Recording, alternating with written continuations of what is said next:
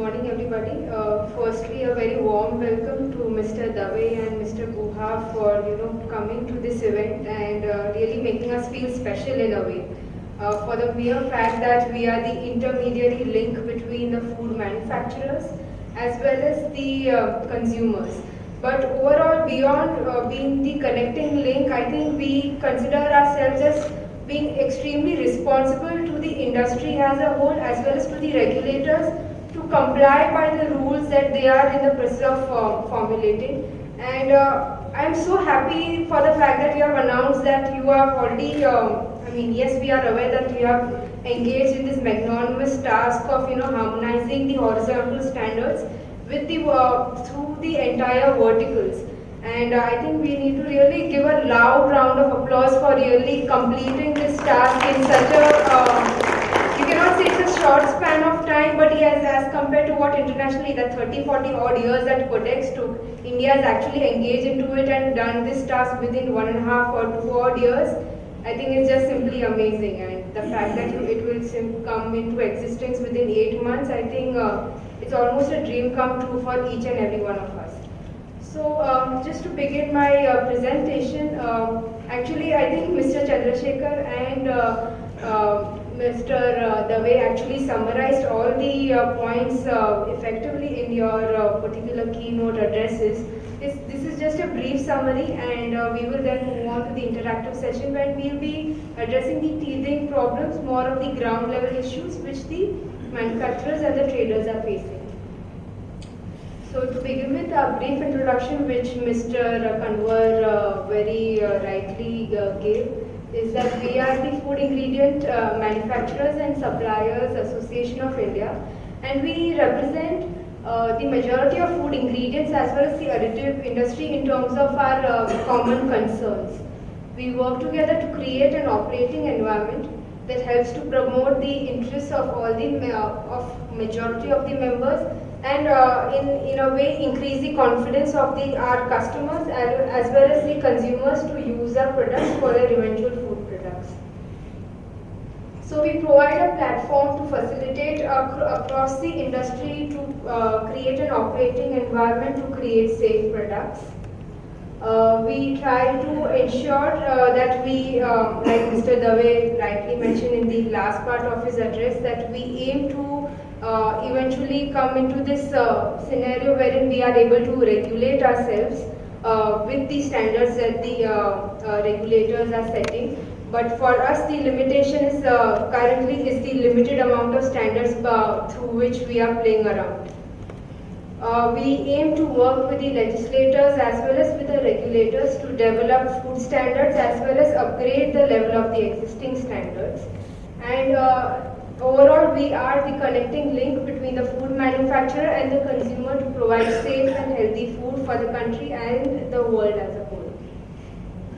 So just to give a brief synopsis, what is the food regulatory standards?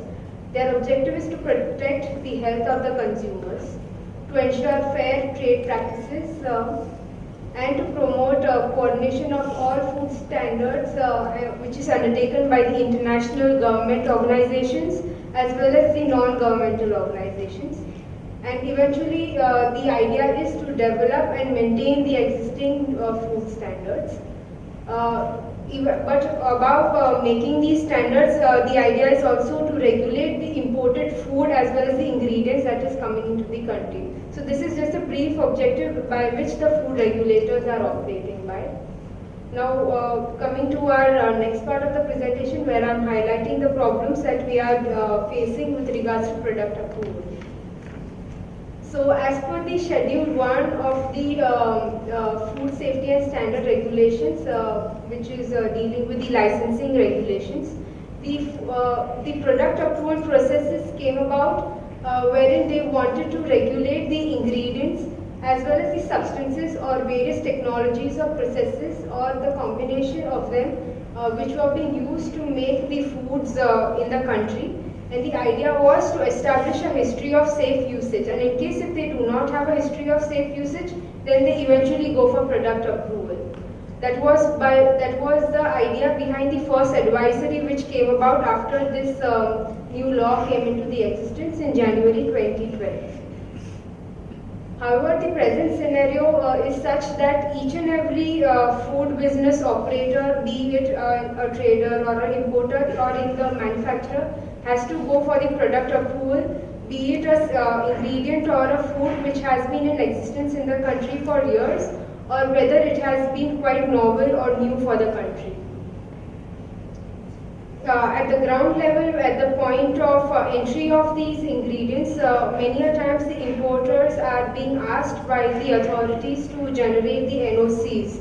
Now, our problem is that the NOCs, of course, it's our job to provide the NOCs, but the NOCs they are asking even for the finished food products.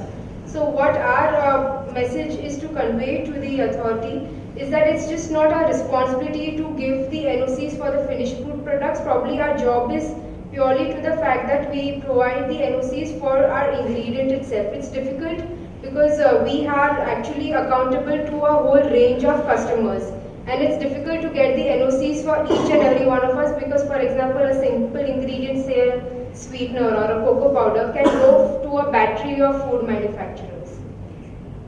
Occasionally, we also find that there is some kind of discrepancy in the understanding or the interpretation of the regulations between the central authorities and the state authorities, which often creates some problems with the clearances of our consignments.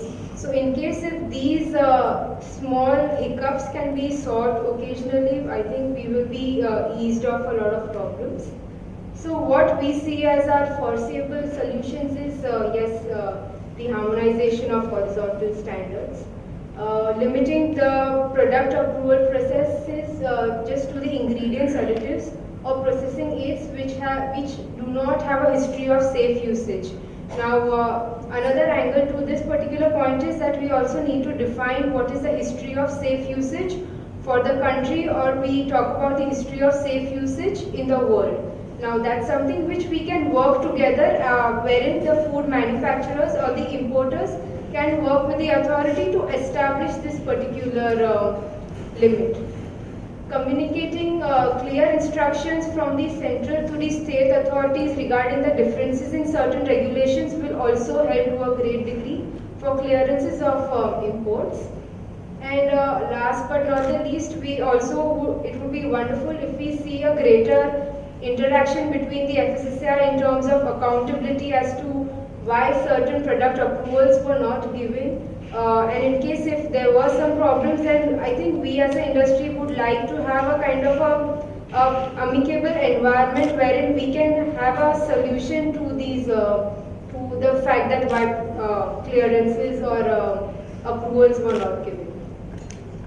The next part of my presentation deals with labeling, which we have not been able to address in our other keynote addresses.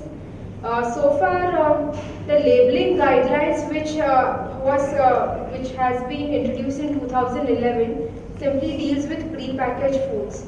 Now, as per the law, the pre-packaged food is nothing but food which is placed in a package of any nature in such a manner that the contents cannot be changed without tampering it, and which is ready for sale to the consumer.